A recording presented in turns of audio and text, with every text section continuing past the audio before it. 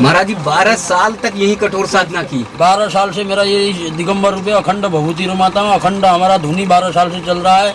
खड़े के हमारे सर भी ऊपर लग रहा, टेढ़ा होके हमको बैठना पड़ता है। हम जो भी आता है यहीं से हम भक्तों को गण को जो है कि आशीर्वाद देता हूँ, यहीं से भगत लोगों को जो है कि वो करता हूँ, मैं तिलक प्रसाद करता हूँ, बस अपना गंगा जी की आरती करता हूँ, पूजा करता हूँ, दोनों टाइम गंगा जी की सेवा पूजा करता हूँ। भगवान भोलेनाथ का एक पिंडी है, उनका श्रृंगार सजाता हूँ। दोस्तों हरिद्वार कुंभ भव्य और दिव्य है। एक तरफ माँ पावन गंगा की बहती हुई जलधारा आप देख रहे हैं कि माँ गंगा की पावन धारा बह रही है, और दूसरी तरफ संतों का सानिध्य और संतों का दर्शन। माँ गंगा के पावन तट के एकदम करीब संत अपना डेरा जमाए हुए हैं, और एक से एक विलक्षण संत हैं जिनका आशीर्वाद आप सबको हम सबको मिलने वाला है।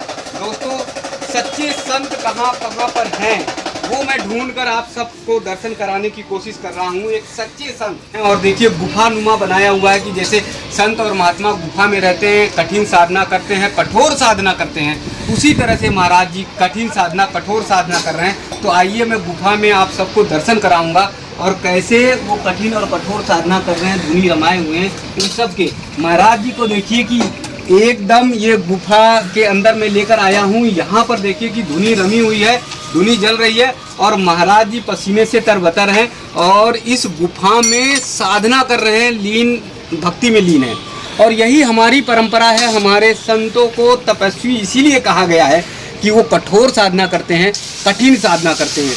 तो दोस्तों थोड़ा सा आप सबको दिक्कत हो सकता है कि आप सबको व्यू बढ़िया अच्छे नहीं आए, क्योंकि महाराज जी की धुनी रमी हुई है और यहाँ हम जैसे व्यक्ति को बैठना बड़ा मुश्किल है। महाराज जी साधना में तपे हुए हैं तो वो तो बैठ सकते हैं, लेकिन मैं कोशिश करूंगा कि बातचीत करा के आप सबको आशीर्वाद जरूर दिलाएं। महाराज जी को बहुत बहुत प्रणाम। प्रणाम प्रणाम। सब भक्तों को हमारा आशीर्वाद, हमारे तरफ ढेर सारे शुभकामनाएं सब देशवासी को, सब भक्तों को। जी महाराज जी मैं देख रहा हूँ कि कठिन साधना में यहाँ गुफा जैसे उसमें बैठे हुए हैं और पसीने से तरबतर हैं। मैं पिछले 12 साल से जो है इस गुफे में ही बैठा हूँ। पिछले 12 साल से गंगा के बिल्कुल गणेश घाट कहा जाता है, गणेश घाट है, तपोनिधि पंचायती निरंजनी अखाड़े के नीचे गणेश घाट है। गणेश घाट के अंदर पिछली 12 साल से मैं ऐसे ही रूप में हूँ। 12 महीना में वस्त्र धारण नहीं करता, 12 महीना में ऐसे सर्दी गर्मी 12 महीना में ऐसे रहता। ऐसे गुफे से मैं इस घाट से बाहर अभी 12 साल से मैं बाहर गया नहीं हूँ।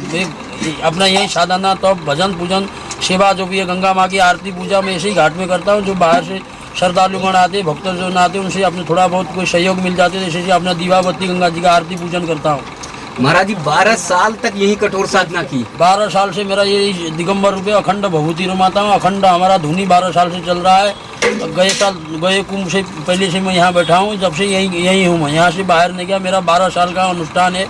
अभी 12 साल जो है कि हमारा दिगंबर अनुष्ठान 12 साल पूरा होने जा रहा है। जी देखो दोस्तों एक बार फिर मैं आप सबको दिखाऊंगा। यहाँ पर बैठ पाना बड़ा मुश्किल हो रहा है। आप देखिए महाराज जी का ये जो गुफा है, और गुफा भी आप देखेंगे कि इतना मतलब आप आना, इसमें प्रवेश करना बहुत मुश्किल हो रहा है।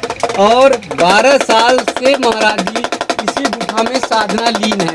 यही हमारे देश के संतों की सच्ची त्याग और तपस्या है। संत यही त्याग और तपस्या सच्ची करते हैं। महाराज जी ये कोई अखंड संकल्प लिया था साधना का? मेरा अखंड संकल्प साधना ये कि 12 साल से दिगंबर रूप में रहना, 12 साल से मैं ऐसा ही रहना है। वस्त्र धारण शरीर में नहीं धारण करना है, ऐसा ही रहना, अखंड भभूति रमाना, अखंड धुनी तपने का मेरा 12 साल का संकल्प। महाराज जी मैं देख रहा हूँ यहाँ पर बैठ पाना भी बहुत मुश्किल हो रहा है, तो आप खड़े भी होना बड़ा मुश्किल होता है। हमको खड़े किया, हमारे सर भी ऊपर लग रहा, टेढ़ा होके हमको बैठना पड़ता है। हम जो भी आता है यहीं से हम भक्तों को गण को जो है कि आशीर्वाद देता हूँ, यहीं से भगत लोगों को जो है कि वो करता हूँ, मैं तिलक प्रसाद करता हूँ, बस अपना गंगा जी की आरती करता हूँ, पूजा करता हूँ, दोनों टाइम गंगा जी की सेवा पूजा करता हूँ। भगवान भोलेनाथ का एक पिंडी है, उनका श्रृंगार सजाता हूँ। जी महाराज जी कोई संकल्प ले लिया था कि 12 साल तक ऐसे कठोर साधना करेंगे? हमको 25 साल की हमारी ये संन्यास धारण किया, हमारा 25 साल हो गया। 25 साल के अंदर में जो है कि हम पूरी भारत भ्रमण किया हूँ, गुजरात, राजस्थान, अमरनाथ, जम्मू कश्मीर, वैष्णो देवी, हिमाचल, पूरी देश नर्मदा परिक्रमा करने के बाद मेरा ऐसा हो गया कि फिर जो है कि 12 घूम की पूरे भारत का भ्रमण हो गया। हमारा देश सब तीर्थ यात्रा करने के बाद हमारा ऐसा कि अब 12 साल तक जो है कि गंगा के तट के ऊपर साधना करना, भजन तपस्या करने का हमारा संकल्प है। जी। तो यहाँ आनंद की अनुभूति क्या होती महाराज जी? आनंद की अनुभूति कि जो भक्ति में रमे हम तो गंगा जी की सुंदर दर्शन होता है। गंगा जी का सुंदर पट है ये, सबसे हरिद्वार के अंदर सबसे उत्तम पट गंगा जी का यहीं पर देखा जाता है।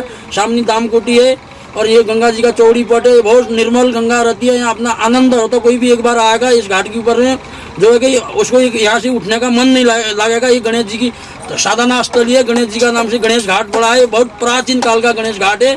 इस गणेश घाट के ऊपर कोई भी कार्यक्रम पूजा पाठ करने से पहले श्री गणेशाय करना जरूरी है।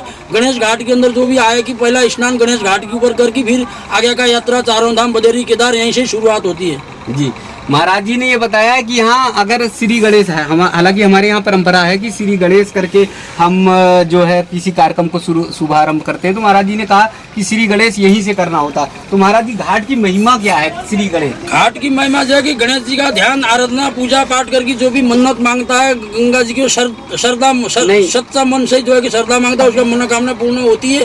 जो गंगा जी की ऊपर आगे गणेश हरिद्वार के अंदर आने से गणेश घाट में स्नान करना जरूरी है। गणेश घाट पे जी, महाराज जी ने कहा कि गणेश घाट पर आना जरूरी है। अगर आप हरिद्वार कुंभ में आते हैं तो गणेश घाट जरूर आइए, यहाँ मनोकामना जरूर पूर्ण होती है।